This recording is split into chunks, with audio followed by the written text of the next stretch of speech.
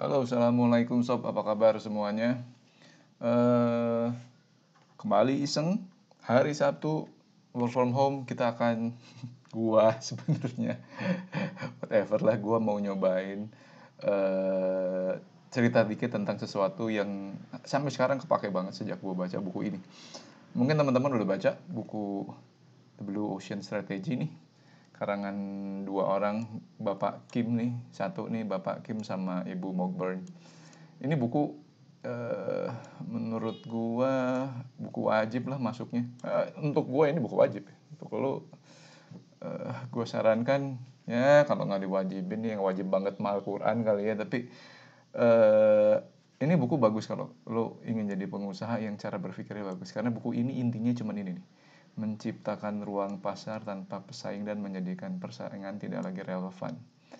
Jadi mungkin lo sudah pada tahu kalau kalau kalau di era sekarang ini beda sama era-era industrialisasi di awal. Industrialisasi di awal itu kan dulu permasalahannya orang tuh di basicnya bisnis, di distribusi, di produksi gitu. Nggak banyak orang bisa produksi, makanya ngejual barang gampang. Asal lo bisa produksi, semua orang siap beli gitu. Iya kan?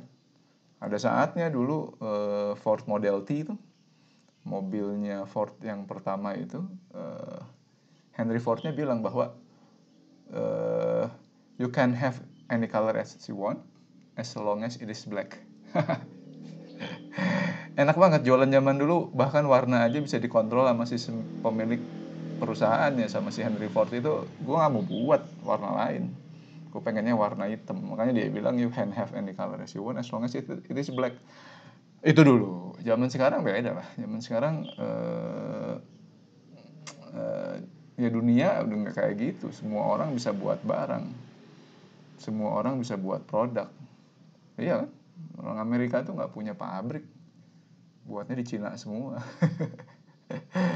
Terus bedanya apa dong? Efeknya. Efeknya adalah tidak lagi kelebihan ada di produk, tapi kelebihan ada di persepsi manusianya. Siapa yang bisa membuat persepsi terbaik, itu kemudian akan punya penjualan yang lebih baik. Begitu kan? Persepsi, iya. Artinya kalau produk kamu bagus pun, tapi kamu tidak bisa membangun persepsi yang bagus, nggak akan bagus juga penjualannya. Tapi kamu bilang nggak fair dong. Bukan nggak fair, ini zaman sekarang ketika konsumen mungkin lebih sedikit jumlahnya daripada produk yang ditawarkan gitu. Oke. Jadi intinya di Blue Ocean Strategy ini dia bicara mengenai bagaimana agar kamu itu selalu berada di sebuah pasar yang lu persaingan-persaingan di sana tidak relevan lagi. Maksudnya persaingan tidak relevan, ya orang misalnya adalah satu titik banting-bantingan harga, sementara lu merasa tidak perlu banding-banding dengan harga. Kenapa? Karena kamu punya sesuatu yang lebih. Apa misalnya? Tadi misalnya persepsi kualitas yang bagus. Kita bicara sepatu apa, Nike misalnya gitu, mahal kan? Harga produksi sepatu itu cuma $10 paling, 50.000, 200.000, dijual 1,2 juta, 1,5 juta, bener nggak? Di diskon, diskon besarnya aja Nike turun 50%, ya 700.000. Produksinya cuma 200.000 mungkin. Itu yang namanya persaingan tidak relevan. Ketika brand-brand yang lain abis-abisan banting-bantingan harga biar laku, dia tidak merasa harus banting-bantingan harga. Oke. Itu Blue Ocean Strategy itu sebenarnya bicara tentang itu. Baca aja bukunya deh, gue nggak pengen membacakan untuk lo gitu. Pengusaha nggak mau baca, hello kemana aja lo gitu. Nah, di buku itu dikatakan mengenai bahwa kerangka kerjanya cuma sederhana, 4 langkah saja untuk membuat kurva nilai baru. Kurva nilai baru apa? Nanti gue akan lihatkan apa itu maksudnya kurva nilai baru. Jadi ini yang kita tawarkan ke konsumen itu kan value ya, benar kan? Sebenarnya kita tawarkan ke konsumen itu adalah sebuah value. Value ini nilai di kepalanya konsumen. Skor sama value beda ya. Kamu pernah nggak ikut ujian gitu, terus ujian itu kamu dapat nilai 4, padahal sebenarnya kamu menjawab 6 dari 10 pertanyaan benar gitu. Oke? Harusnya skor kamu kan 6 ya, 6 dari 10 pertanyaan kan. Tapi dapat nilainya 4. Kenapa? Guru kamu sentimen sama kamu gitu. Itu value. Itu bicara value. Skor kamu 6 tapi value-nya 4. Oke? Ngerti lah ya sekarang, jadi kebayang apa bedanya kurva nilai. Nilai sama skornya gitu. Nah, nanti kita bicara kurva dari nilai tersebut, dan ini kita bicara kurva nilai yang baru. How? Gini caranya, Bu. Ini selalu gue pakai nih waktu mendesain, nggak semua produk-produk Tors, tapi produk-produk yang bagus, yang penjualannya besar-besar, biasanya kurva nilainya bagus. Jadi caranya adalah ciptakan faktor-faktor apa yang harus diciptakan yang belum pernah ditawarkan industri. Oke? Inovasi. Inovasi sesuatu yang belum pernah diciptakan sama industri. Oke, di sini gampang lah. Ini mah inovasi. Ini inovasi. Buat sesuatu yang tidak pernah ditawarkan, tapi ditawarkan oleh perusahaan kamu, ditawarkan oleh produk kamu. Oke, gampang kan? Gampang kalau kamu suka ngayal. Oke, ciptakan atau tingkatkan. Oke, ini tingkatkan. Faktor-faktor apa yang bisa ditingkatkan? Jadi sebenarnya value-nya sendiri udah ada, tapi sama kamu ditingkatkan. Ngerti kan? Misalnya apa? Misalnya mobilnya sekarang, dulu kursinya nyaman, sekarang nyaman banget. Dulu empuk nih duduknya, sekarang dia bisa bukan hanya empuk, tapi dia bisa mengingat bentuk tubuhnya kamu. Gitu. Itu nambah value, ditingkatkan value yang udah ada, value untuk meningkatkan kenyamanan, tapi ditingkatkan. Gitu. Ini harus diimbangi juga sama langkah ketiga, which is langkah ketiga adalah hapuskan faktor-faktor yang sudah diterima begitu saja oleh industri. Oke. Kenapa harus dihapuskan sebagian? Loh, di sini katanya Om menciptakan, tapi ini kok gua harus menghapuskan? Ya iya bro, kalau lu menciptakan sesuatu yang sangat bagus, cost of development-nya kan tinggi biasanya kan. Bisa jadi cost of materialnya juga tinggi, mahal. Kalau lu tidak menghapuskan sesuatu, nanti jadinya produknya akan sangat mahal. Karena inovasinya terlalu banyak di dalam. Bisakah ketika kamu menciptakan ini, kamu juga menghapuskan sesuatu? Ya kan? Anggap di handphone lah. Ya. Handphone itu kan sebenarnya teknologinya, kalau misalnya ada satu set 100 teknologi yang dipakai di sana, itu perusahaan yang membuat handphone itu sebenarnya milih-milih kan. Oke deh, kalau gitu yang ini handphone untuk millennials, suka foto-foto. Atau untuk ibu-ibu lebih suka foto-foto. Sehingga dirancanglah, wah, kameranya harus bagus. Kameranya 24 megapiksel, misalnya begitu ya. 24 megapiksel. Wah, tapi mahal bro, itu teknologi paling baru. Jadi gimana? Biar tetap bisa masuk ke millennials. Millennials nggak bisa beli terlalu mahal gitu. Dia belum jadi CEO misalnya begitu. Ya udah, hapuskan aja near field communication-nya di dalam handphone tersebut, di handphone ini nih misalnya gitu. Handphone dihilangkan. Jadi nggak bisa ngisi kartu e-tol, e-money, nggak bisa ngecek dan bisa ngisi di sini karena feature itu juga mahal. Oke? Kameranya bagus, tapi tidak bisa near field communication. NFC. Gitu. Itu namanya inovasi. Inovasi sekarang harus begitu. Lalu lawannya yang meningkatkan ini adalah faktor-faktor apa yang harus dikurangi. Kalau yang tadi kan antara punya fitur ini, yang fitur ini bagus, fitur ini dikurangi gitu kan. Kalau yang sini, fitur apa ditambah, tapi fitur apa yang dikurangi. Gitu. Biar apa? Biar kayak begini ya, kayak tadi itu. Agar kamu bisa punya positioning yang jelas nanti di konsumen. Karena nggak semua produk, ngambil contoh nih, ada nggak produk yang edan banget? Ada. Ciptakan faktor yang jadi kalau kita ngomongin gini nih ya, ngomongin ini, wah ininya menciptakan luar biasa banyak gitu, Sementara ininya nggak banyak yang dikurangin. Banyak yang ditingkatkan, nggak banyak yang dikurangin. Produk-produk apa itu? Produk-produk yang berada di market paling tinggi. Kalau Samsung S terbaru gitu. iPhone sekarang berapa? 11 ya. Eh, itu intinya adalah berat di sini diciptakan sama di penciptaan sama peningkatannya berat di sini jarang dikurangi. Hasilnya apa? Handphone kok harganya 200 juta gitu.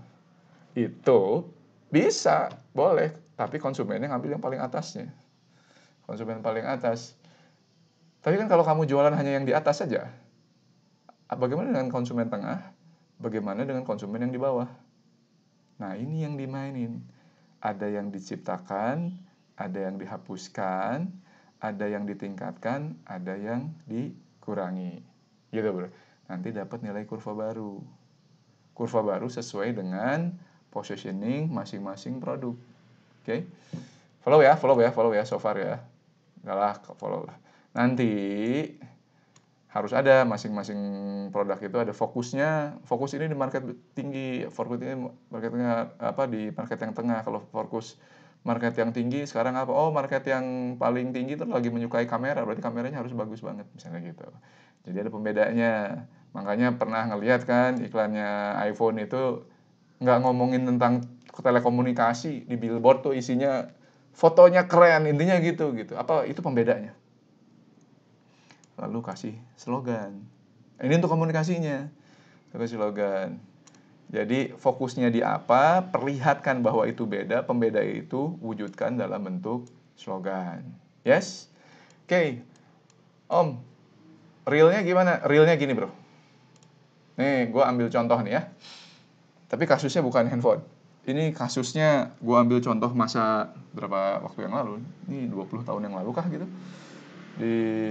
Ya mungkin di awal-awal tahun 2000-an gitu ya. Bagi lu yang millennials mungkin lu nggak tahu tiket itu nggak selalu semurah itu, Bro. Tiket pesawat itu.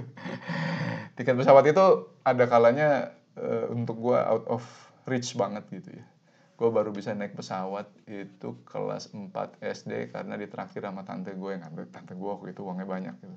Sementara kebanyakan orang tidak bisa beli tiket pesawat tuh mahal semua pada saat itu. Nah, ini kita bicara misalnya nih kasusnya, ini tidak mengatakan produk itu bagus atau brand itu bagus, bukan. Karena Blue Ocean Strategy pun sebenarnya tidak berbicara mengenai ini brand bagus atau tidak, tapi bicara produk apa yang menjawab tepat konsumennya, gitu.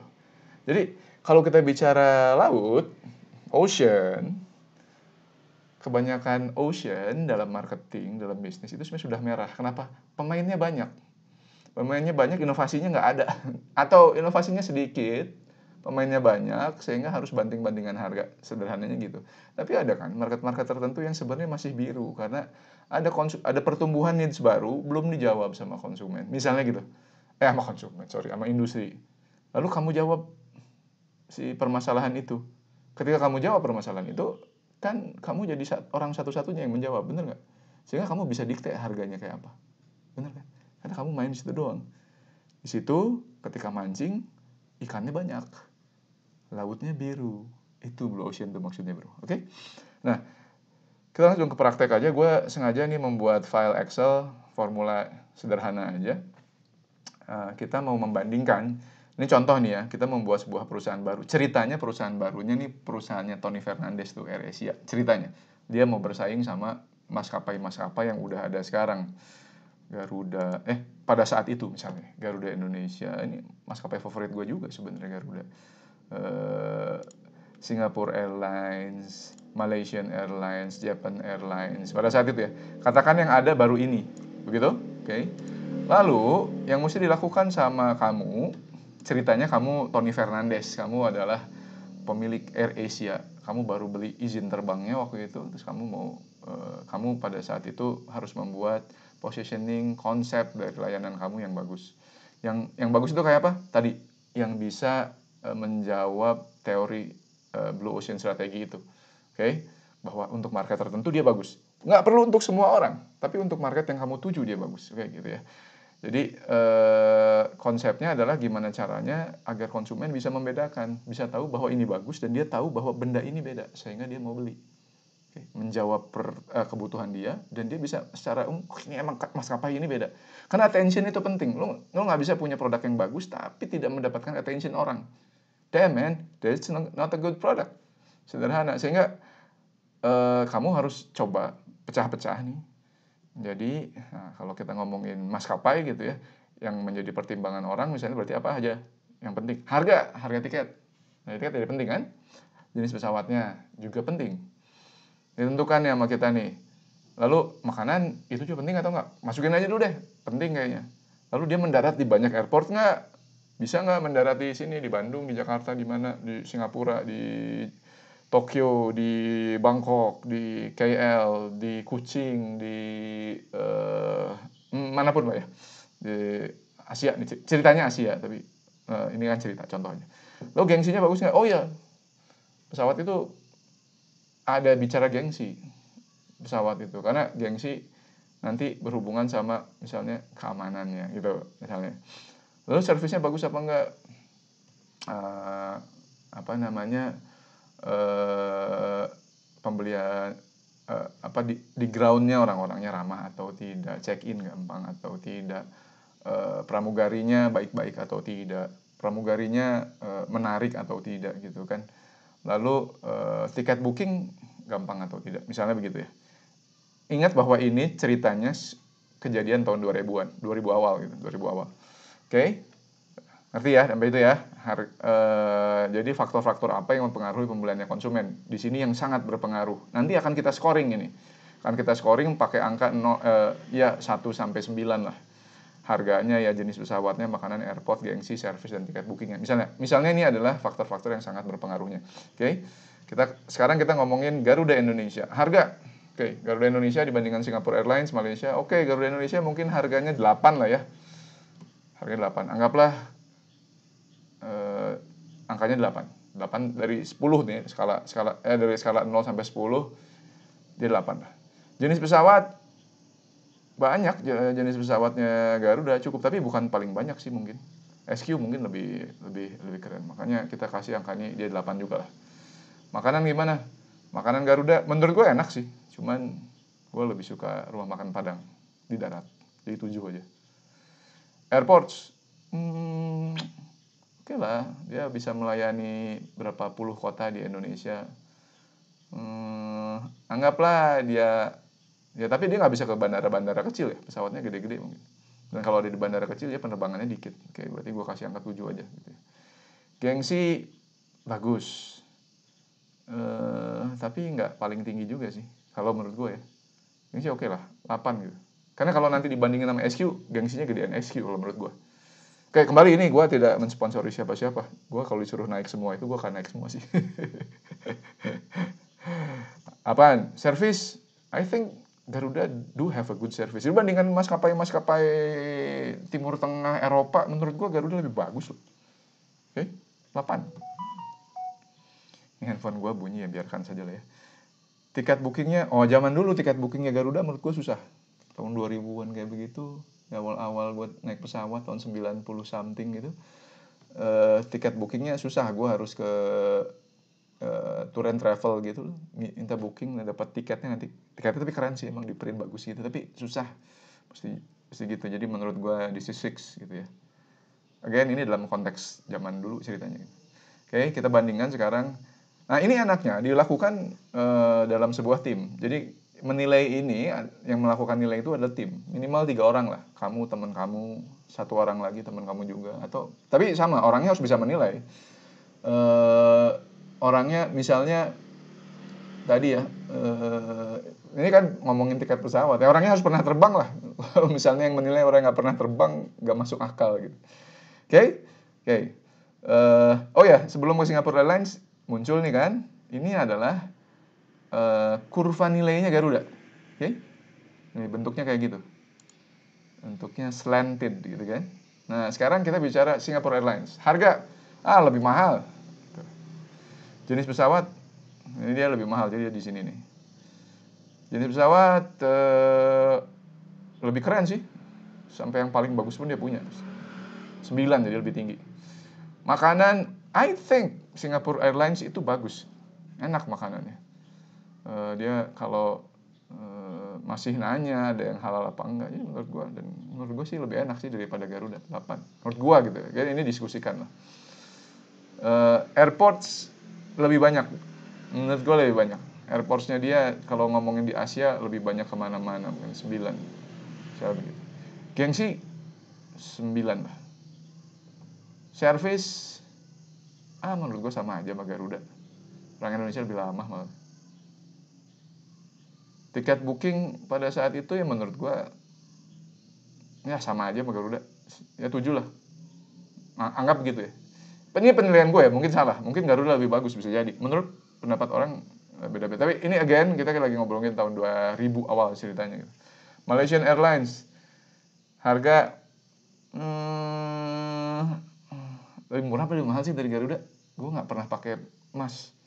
Anggap aja ini kan simulasi ya. Anggap lebih murah dikit misalnya gitu. Jenis pesawat, I think jenis pesawatnya dia C7 misalnya begitu kan. Makanan 6,5 enakan makanan Indonesia misalnya begitu. Airport misalnya dia sama Garuda 7 juga. Cing tuh. Dia nempel di tempat Garuda yang sama. Gengsi Malaysian Garuda for Indonesian gengsi anggaplah sama Garuda gitu. Service di bawah Garuda menurut saya masih bagus sih, di bawah Garuda gitu. Lalu tiket booking sama gitu misalnya gitu ya. Ini kita udah punya 3 kurva nilai dari 3 maskapai ceritanya begitu. Kita lanjut ke pesaing utama selanjutnya. Again ini contoh, jadi kita anggap pesaing utamanya apa? Japan Airlines harga mungkin 8,5 deh. Di antara Singapura sama Garuda misalnya begitu. Jenis pesawat I think katakan 8 juga misalnya gitu. Makanan nggak ada yang halal. Susah. Makanan 6. Gitu. Airport mungkin lebih bagus daripada Garuda 7,5 misalnya begitu. Gitu. Service 7,5 misalnya. Gue salah ngisi nggak sih sebenarnya? Salah ngisi gue. Kolomnya salah 7,5 di sini dong. Nah begitu. Oke. Ini gue pindahin dulu ininya.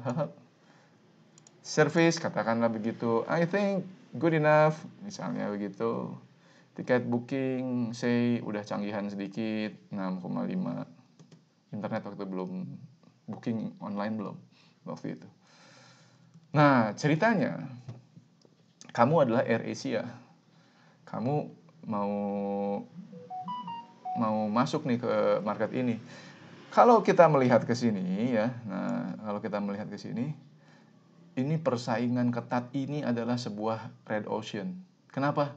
Lihat semua preposition yang ditawarkan kepada konsumennya, baik dari harganya, jenis pesawatnya, makanan, airportnya, bandara yang bisa dilandasi, gengsi gitu ya. Walaupun mereka beda sebenarnya.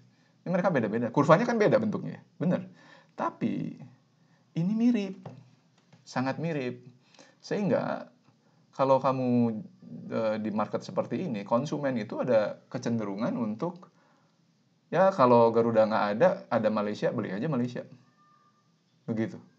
Kalau Singapura nggak ada, Japan ada, gue beli aja Japan. Pindah dengan mudah. Sehingga ini sebenarnya market yang bunuh-bunuhan sebenarnya ini. Kenapa? Terlalu dekat, terlalu mirip. Kalau diibaratkan binatang, ini anjing dengan berbagai macam rasnya. Ketika orang melihat itu anjing gitu. Untuk orang yang nggak terlalu ngerti ras anjing, dia cuma bisa bilang itu anjing. Itu anjing. Dia nggak bisa bedain. Loyalitas nggak akan terlalu tinggi di situ. Kenapa? Karena untuk mereka ini anjing. Binatangnya cuma beda ras doang gitu. Kalau kamu ingin menciptakan sebuah layanan, sebuah produk yang bagus, yang ingin cepat tumbuh, konsumen harus bisa melihat ini sebagai binatang yang berbeda. Layanannya harus berbeda, produknya harus berbeda, dan harus kelihatan berbeda. Significance different gitu loh. Oke? Ini gue kasih contoh. Ini contoh misalnya ceritanya AirAsia di 90-an awal gitu, atau ya 90-an akhir kali ya AirAsia ya. 2000-an awal gitu. AirAsia pada saat itu kita ngobrol ke sini, ngomongin harga. Harga tiba-tiba setengahnya Garuda, setengahnya RSQ, setengahnya Malaysian, dan setengahnya Japan gitu. Kita kasih harganya lebih murah. Ding, lebih murah kan? Yang lain 8, 9, 7, dia 4 jeder. Oke? Dia muncul di bawah di sini. Jenis pesawatnya kecil-kecil. Nggak enak duduknya. Deketan. Dengkulnya ya orang, gue tingginya 170. Jadi kaki gue tungkainya agak panjang, jadi sebenarnya jujur aja jenis pesawatnya dia menurut gue nggak enak karena duduknya nggak enak sebenarnya. Tapi ya 5 lah kasih gitu. Kalau yang lain 8, 9 karena dengkul gue selalu bertemu sama kursinya penumpang di depan, gue kasih ini 5 gitu. Gitu. Makanannya gimana? Makanannya parah sih sebenarnya. Kenapa makanannya parah? Ya nggak ada makanan kecuali beli gitu kan. Jadi makanannya, dan itu juga nggak enak-enak amat sih. Tapi ya kita kasih aja nilai 3 gitu. Oke? Bagaimana dengan airport? Airport dengan pesawat dia kecil-kecil, malah airport yang dia bisa jangkau jadi banyak. Iya kan? Kalau pesawat-pesawatnya maskapai-maskapai yang lain tadi kita sebutkan tuh pesawatnya gede-gede. Dan pesawat gede-gede, airport yang bisa dilandasi dikit, nggak bisa ke kota-kota kecil. AirAsia dengan pesawatnya kecil-kecil, pesawat bekas jangan-jangan aja. Banyak perdagangan pesawat bekas itu selama masih bagus boleh. Justru kan tadi ya kembali ke pesawatnya kecil, airportnya jadi banyak. Ini justru dia mungkin airportnya jadi 9,5 karena bisa masuk ke kota-kota kecil. Begitu. Gengsinya gimana? Ya gengsinya masih gitu-gitu aja. Ininya aja slogannya aja, now everyone can fly, kalau nggak salah ya. Semua bisa terbang. Kalau semua orang bisa terbang, gengsinya nggak terlalu tinggi. Tapi dia ingin memperlihatkan bahwa ya semua bisa terbang berarti murah gitu kan. Iya kan? Berarti gengsinya sih so-so aja lah, 6. Tapi untuk orang Indonesia terutama udah bisa terbang mah udah bagus, udah bergengsi dibandingkan naik bus gitu kan. Jadi gengsi kita kasih 6. Gitu. Terus lalu service ya 6 lah.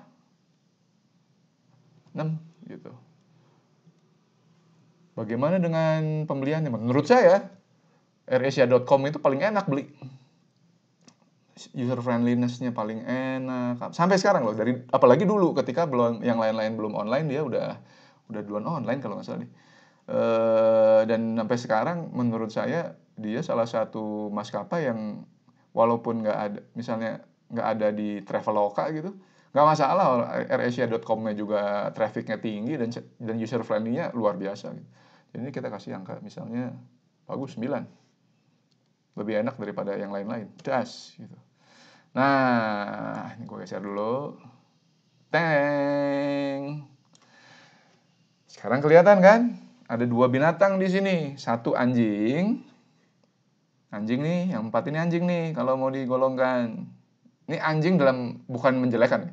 Ini anjing dalam konteks ini spesiesnya anjing gitu. Spesiesnya anjing, rasnya beda. Ini Garuda yang ini ya. Garuda yang biru. Lalu Singapore Airlines slightly above dengan kualitas dan juga harganya gitu. Malaysian Airlines tuh warna abu-abu nih di bawah ceritanya. Lebih tinggi di sini tapi turun ke bawah juga. Japan Airlines yang kuning gitu. Misalnya begitu. Tapi ini masih seperti binatang yang sama. Ini kalau anjing beda ras doang. Nah, di sini posisi AirAsia yang warna biru muda nih kelihatan. Kalau ini kurva nilainya kayak gini, kalau ini strange DNA katakanlah begitu ya. Ini DNA-nya beda nih, kurvanya nih. Ini binatang yang berbeda sama ini. Kalau yang ini kan cenderung mirip nih. Tuh. Kalau yang ini beda nih. Ini kucing misalnya gitu. yang lain anjing, ini kucing. Apa maksudnya? Konsumen bisa melihat produk ini atau layanan ini itu beda. Dan ini adalah kelebihan yang luar biasa. Tapi om, kan gengsinya rendah. Makanannya nggak enak. Iya, tapi dia menjawab, ini nih, sebelah sini. Harga murah pasti sangat disukai sama orang. Everyone can fly. Gitu. Toh mungkin ada orang-orang yang pengen traveling dari satu tempat ke tempat lain, tapi tidak mau makan. Untuk dia yang penting gue nyampe ke ujung sana gitu. Gue nyampe ke ujung sana dari bandara ini ke bandara ini, untuk gue udah cukup. Sudah cukup bergengsi pula dibandingkan gue naik bus gitu misalnya. Makanannya ya kalau gue lapar gue beli, nggak lapar gue nggak perlu beli lah. Penerbangannya juga cuma 2 jam ke sana. Nah gitu kan. Artinya walaupun ini agak beda nih. Ini ras anjing hebat-hebat, ini adalah kucing. Tapi ternyata ada manusia yang lagi butuh kucing. Gak apa-apa, kasih aja kucing. Ngapain kasih anjing? Dan ternyata lo bisa lihat sendiri kan, bagaimana low cost carrier, sebenarnya AirAsia sendiri kan bukan sesuatu yang apa ya, inovasi baru banget. Dia new to the market, to the Asian market sih. Sebenarnya kan Virgin Air di Amerika kan sudah buat konsep low cost carrier. Tapi inilah yang dibawa sama Tony Fernandes ke sini kan. Bagaimana caranya dia ketika semua masyarakat di sini dilayani oleh produk-produk dogs gitu, dia bawa cats untuk konsumen yang berbeda, bukan untuk konsumen yang sama gitu. Ini cara yang kita bisa ambil dari sini, dari si Ibu Mogburn dan Bapak Kim, Blue Ocean Strategy. Ini salah satu, ada babnya di sini. Di buku ini ada babnya yang khusus untuk membahas kurva nilai. Kalau lo dari sini aja udah ngerti, syukur, alhamdulillah, berarti lo pinter. Kalau lo belum ngerti atau kalau lo pengen lebih tahu lebih banyak, baca bukunya Blue Ocean Strategy. Walaupun gue saat ini belum disponsori sama Pak Kim dan Bu Mogburn. Oke bro? Oke sob? Nanti mudah-mudahan bisa bermanfaat untuk semuanya. I'll see you later. Bye-bye. Assalamualaikum warahmatullahi wabarakatuh.